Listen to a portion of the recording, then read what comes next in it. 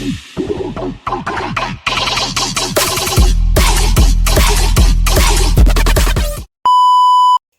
there, and welcome to Thinking Out Loud with Rue. I am Rutendo, and welcome back to the people who are returning back to this podcast/channel, and to the people who are visiting us for the first time.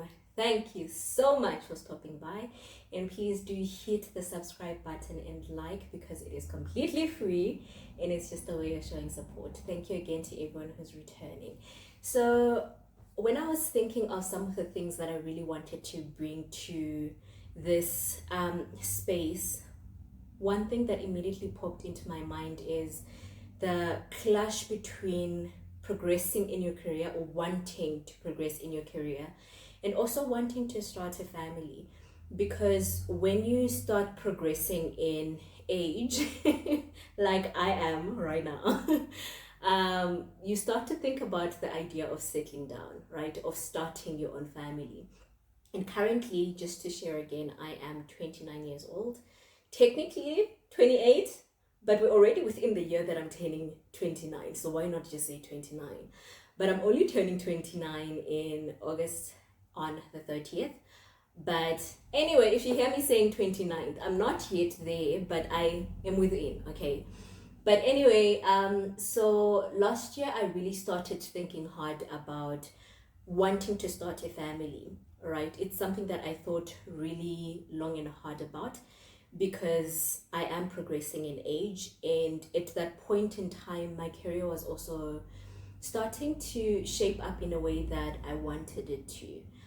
In terms of the place that I was working at, and I was getting promotion after promotion, and I loved seeing what I can do within the workspace, seeing how I can contribute in people's lives, and how I can progress as a mental health counselor. I really loved seeing the impact that I could bring within the mental health space. But it dawned on me that for me to get to that point, it required a lot of sacrifices on my end. A lot. And this meant that sometimes I would be the first person in, and sometimes one of the last people out, or even the last person out, in terms of having to lock up. And of course, this means that you have to sacrifice in terms of some of the things that you have to do at home. Whether for me, it was negotiating with my sister, saying that, okay, since I'm only getting at home around 6:30, and if traffic was really bad, around 7:30, because yes, sometimes when traffic is bad, I would spend 2 hours on the road. But that was the worst side of traveling to work and not living within the same town suburb is where I was working. So it was negotiating with my sister and saying that, would you be able to maybe cook during the week, and I'll do weekends and maybe one additional day during the week when I'm working from home, because it would just be easier to say that if I finish at 5, I start cooking at 5, and then I'll be done by maybe 6:30, and then people eat. So sometimes it meant negotiating to that level, and sometimes it also meant that some of the things that I was invited to, whether it's by friends or sometimes even by family, I was not able to participate in some of those events because I was working, or because I was working in a call center setting. It required emotionally for me to give parts of myself because it can be emotionally taxing being a counselor and being in the mental health space, because you're constantly investing emotionally into some of the cases or some of the patients that we do support. So it requires a lot in terms of just giving of yourself. So I got to a point where, because I was doing it at such a high rate, I didn't always have the emotional capacity to be in certain spaces. And sometimes it meant turning down events, or turning down certain opportunities to go out, because you're just like, I'm so tired. And because the call center space can be loud and just very fast paced, you just end up wanting to be in a place where there is silence and not any noise, and you just want to be by yourself. So it was just one of those things where you realize that I am sacrificing, but am I okay with the things that I'm sacrificing? And it's a question that we all have to ask ourselves at some point, that in order for me to progress in my career, I have to say yes to certain amounts of opportunities. But as I'm simultaneously saying yes, I'm also simultaneously saying no to something else, whether it is going out or being around family or missing weddings, missing baby showers, missing all these different things because you want to keep that meeting, which is also very much important. So you have to establish for yourself, what do I want to do in each season? And it doesn't always have to be the same for every season. It can be something that is changing. But I wanted to get into the idea of having it all, because this all comes from this idea of, I want to be in a space where my career is progressing, but at the same time I want to be in a space where um, I am the best friend that I can be. I am the best daughter, the best sister, the best cousin, whatever the relational sense is. I want to be the best in every space that I'm currently in. I want to have it all. I want all of those spaces to be healthy. I want my social life to be healthy. I want my mental health to be healthy, physical health to be healthy. I want my financial health to be healthy, because that's the whole point of having a career. You want to get to that point where financially you are stable. But this all comes with this idea of having it all, right? I want to be healthy in all those spaces. But what I realized is that the idea of having it all is also equated to the idea of doing it all. And is that realistic? Really? Is it really? Is it really? And for me, when I started asking myself these questions, I realized that we've been sold a lie. And boy, did we buy into it. We bought into it because everyone wants to get to that point where they have it all. But when you start to actually eventually live it, you're like, flip, I am drowning. I'm struggling. I'm fighting for my life. I'm hanging on by a hair strand. And you're just like, what is this? No one ever actually spoke about it. And I wanted to speak about it because this idea of having it all actually it's a phrase that was popularized in the 80s. The idea of women starting to break into the workspace, right? Where we started having opportunities just as men had, maybe not to the extent that we wanted to, but it is a door that started opening. And to invite more women to be applying for jobs, to be dreaming for more in terms of their careers, the idea of having it all was starting to be popularized. The idea that you can still be the parent that you want to be, but at the same time be growing in the career that you've always dreamed of. So it was starting to be popularized then, because no one wants to feel like by choosing one thing, I'm also sacrificing the other thing. Everyone wants to feel like I can have both equally in a good way, equally in a healthy way. And that's where it came about. But if I'm being honest, it's starting to feel very toxic. And I say it this way because it's not always as easy or as attainable as people make it sound. And it's important that we actually break down what it means to have it all and do it all, because it's not always spoken about in a transparent and healthy way. And I wanted to actually bring into this conversation something called the Maslow's hierarchy of needs. So Maslow basically theorized that human behavior is motivated by 5 core needs. So yes, eventually other people added to his theory and also added some other needs that drive people's behavior.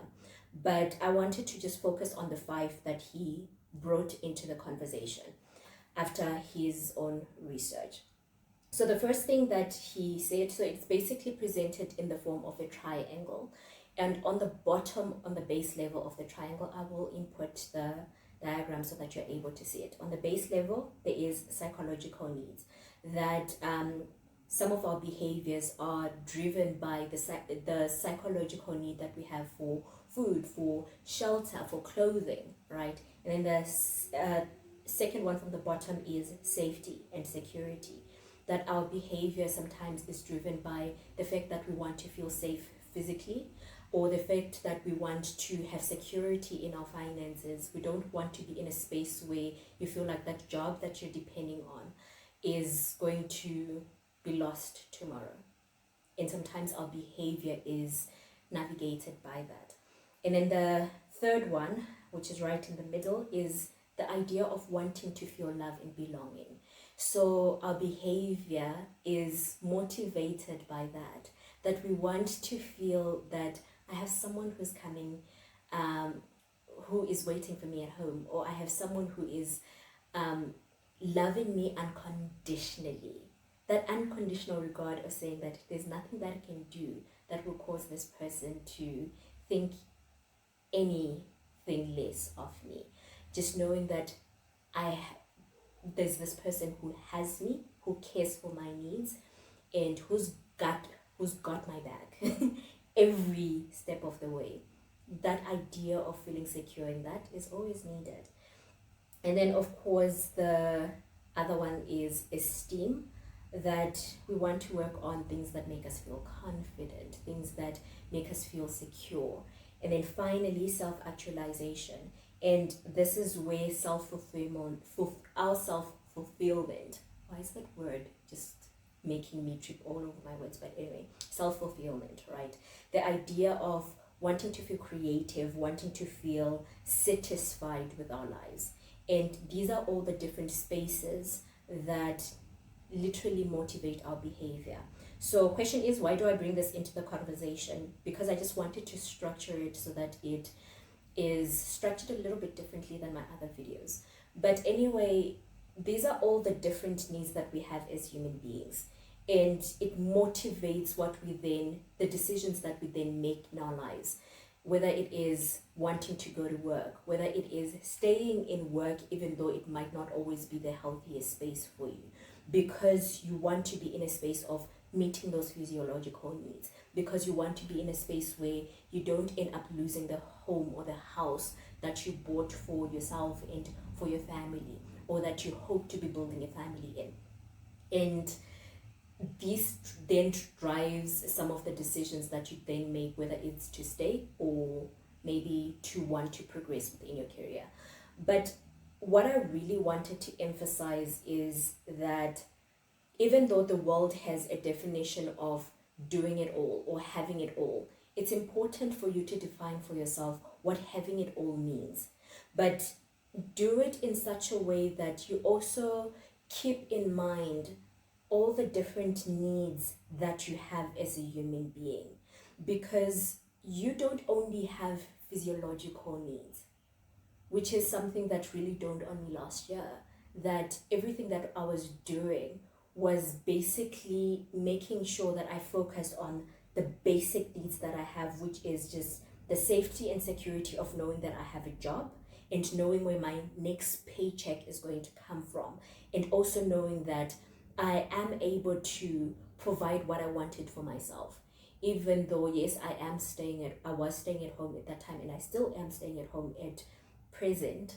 I wanted the idea of knowing that if I needed something, whether it is servicing my car or fueling my car or going somewhere, I didn't have to depend on someone else for that.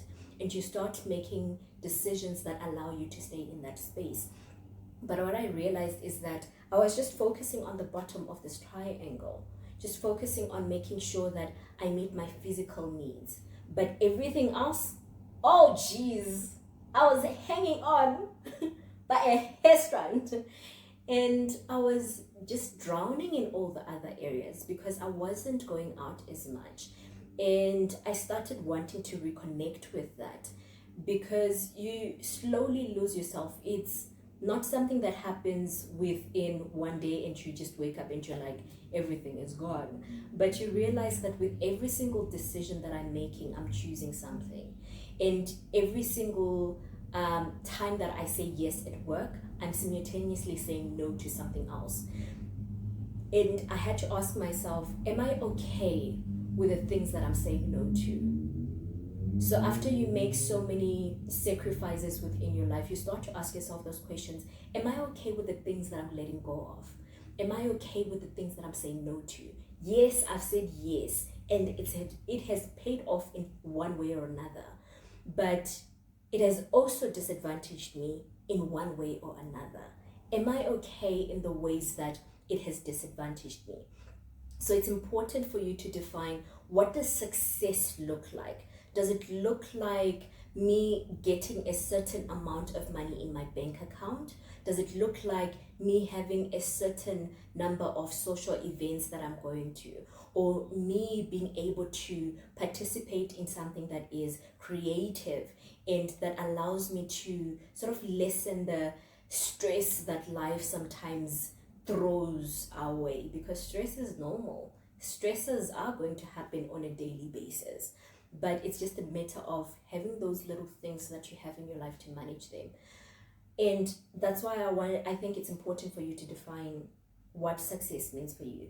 And the next thing that I have here is that it's important to also be realistic with your expectations. To say that now that you've defined what success looks like for you, is it realistic? Is it attainable at the same time? And if that's not the case, that's completely okay. But it's important for you to make a plan that is attainable and realistic, so that you're not getting to those points where you're putting yourself even under pressure, just trying to realize a life that brings you some level of joy. So try to be very realistic with your expectations. To say that if you want to attain a certain level of career progression, what does that require you to give of yourself?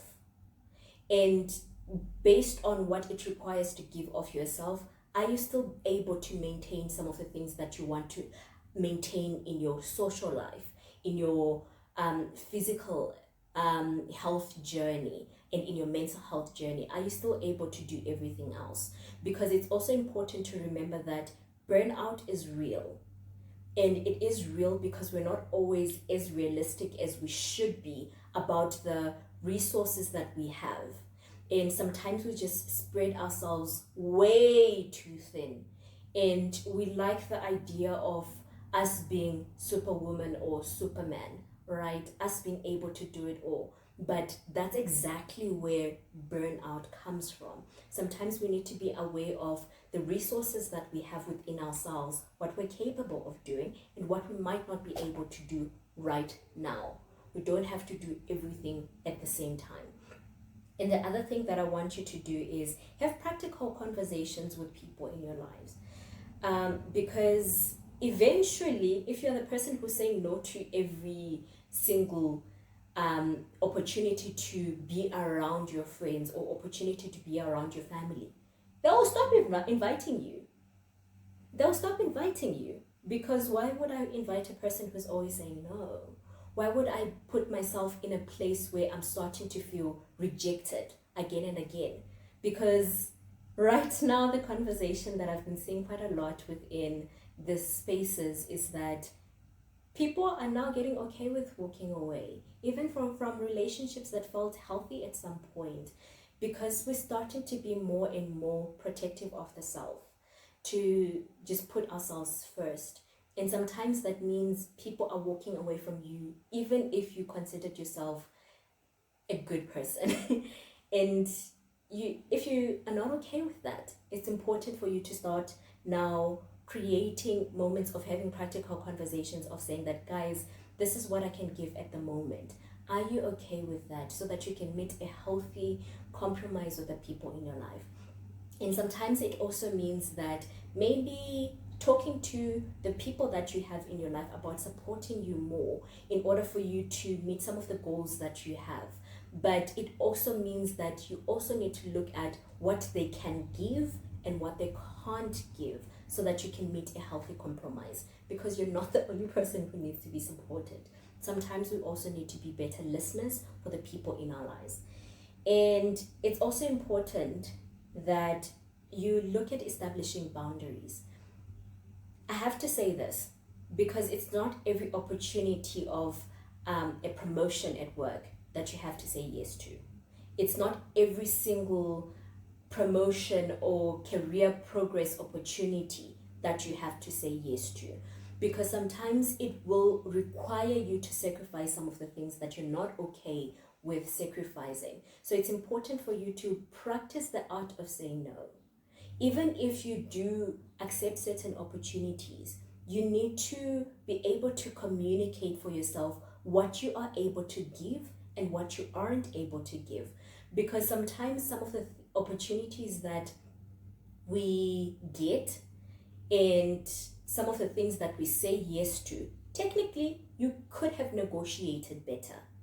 So as young adults, as young people within the workspaces, we need to learn to negotiate, and you need to learn what your boundaries are in order for you to be healthy in all the other needs that I mentioned earlier, in order for you to achieve self-actualization, for you to achieve esteem, for you to achieve belonging and love, and not just safety and security and the psychological needs.